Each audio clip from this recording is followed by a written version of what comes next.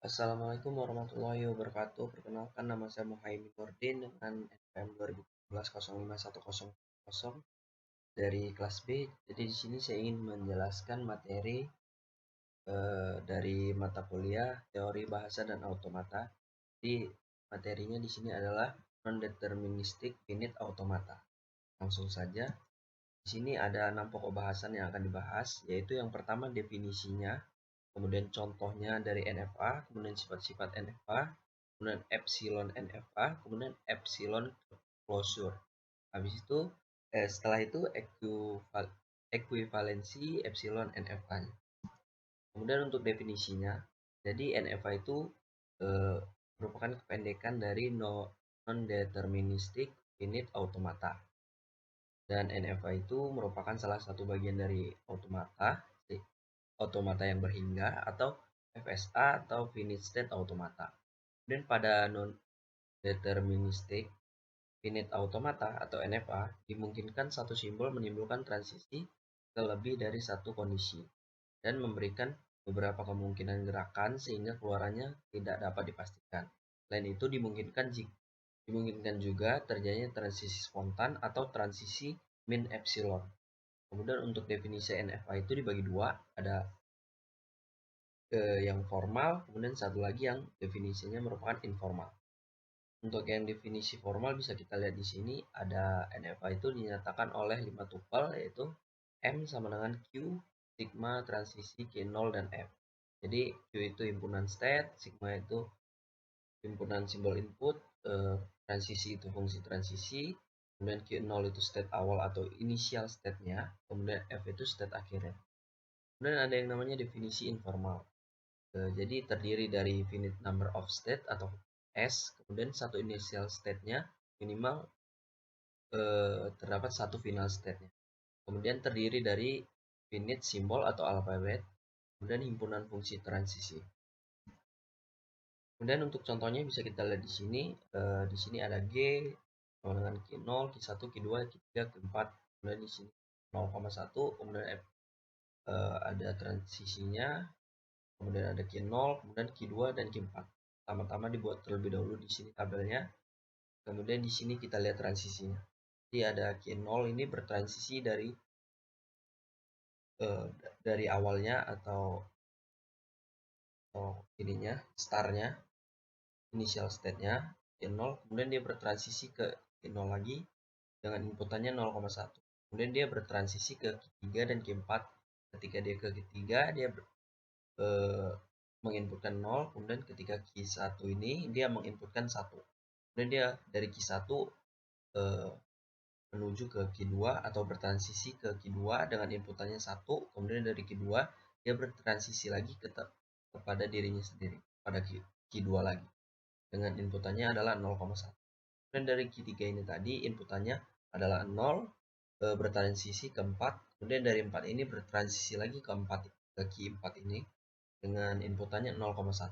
Jadi string diterima NFA itu bila terdapat suatu urutan transisi berdasarkan inputannya.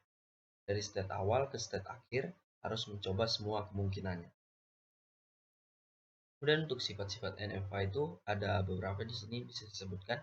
Pertama, NFA memiliki kemampuan untuk berada di lebih dari satu state pada saat yang bersamaan. Kemudian NFA itu selalu menerima bahasa yang diterima oleh DFA. Kemudian sebagaimana DFA, NFA itu menerima secara tepat bahasa reguler. Dan hal ini dikarenakan NFA dan DFA itu berada pada kelas bahasa yang sama. Atau bisa dilihat di hierarki Chomsky. Kemudian ada lagi sifatnya yaitu NFA seringkali lebih ringkas dibandingkan DFA. Dan epsilon NFA. Jadi pada NFA dengan epsilon move diperbolehkan suatu status berubah secara spontan tanpa membaca input, berpindah ke suatu state tanpa membaca input. Kemudian epsilon ini lambangnya seperti ini, merupakan string kosong atau empty. Kemudian kegunaan dari transisi epsilon ini adalah untuk memudahkan untuk mengkombinasikan finite state automata. Jadi bisa kita lihat di sini untuk state awalnya di sini dari 0, kemudian dari Q0 ini dia bertransisi ke Q0 lagi, inputannya 1, kemudian Q0 ini ke Q1, inputannya ada 1 dan 0, kemudian ini juga sama, ke Q1 ke Q1, inputannya 1, kemudian Q1 ke Q2, Q1 ke Q2, 1 ke Q2, mencoba semua kemungkinan, 1, 0, 0, kemudian Q2 ke Q2 lagi dengan inputannya 0. Untuk ini merupakan contoh epsilon NFA. Jadi yang 00 ini bisa diganti dengan epsilon. Kemudian ada epsilon closure. Jadi merupakan himpunan state-state yang dapat dicapai dari suatu state tanpa membaca input. Jadi di sini bisa kita lihat dari Q0, kemudian inputannya epsilon atau kosong. Kemudian ada Q1 ke Q2, inputannya A, kemudian dari Q2 ke Q4, inputannya epsilon, inputannya kosong. Kemudian dari Q1 ini ke Q4 juga, inputannya B, kemudian dari Q1 ke Q3, inputannya epsilon. Kemudian di sini bisa kita lihat penjelasannya. Jadi closure dari NFA itu dengan min move di atas itu untuk step-stepnya adalah, jadi ini merupakan contoh dari closure itu, epsilon closure Q0 sama dengan Q0 Q1 3, jadi Q0 Q1 Q3, dan epsilon closure Q1 Q1 Q3, Q1 3, kemudian yang kedua adalah Q2 dan Q4, kemudian closure Q3 adalah Q3, epsilon closure Q4 sama dengan Q4. Dan perhatikan pada suatu state yang tidak memiliki transisi epsilon, maka epsilon closure-nya adalah state itu sendiri. Tidak memiliki transisi pada epsilon, maka state-nya itu adalah state-nya itu sendiri atau berbalik lagi.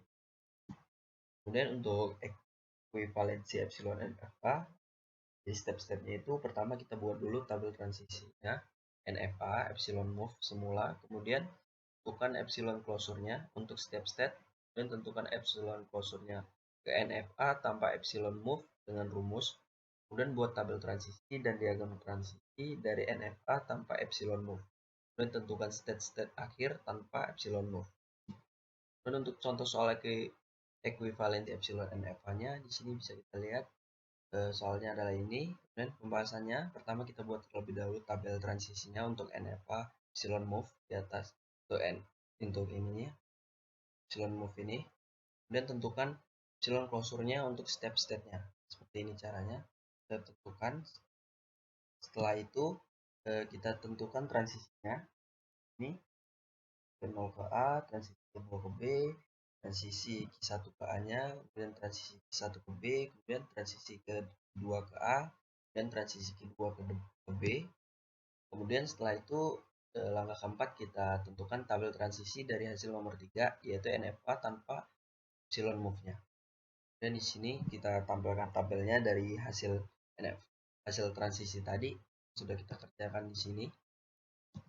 Kemudian kita langkah kelima yaitu himpunan state akhir dari NFA tanpa epsilon move. Dan himpunan state akhir semula adalah Q0.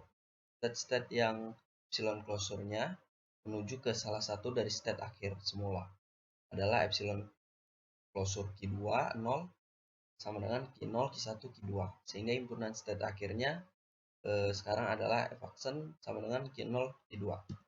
Mungkin itu saja yang bisa saya sampaikan, lebih dan kurangnya saya mohon maaf. Saya akhiri, wassalamualaikum warahmatullahi wabarakatuh. Semoga bermanfaat.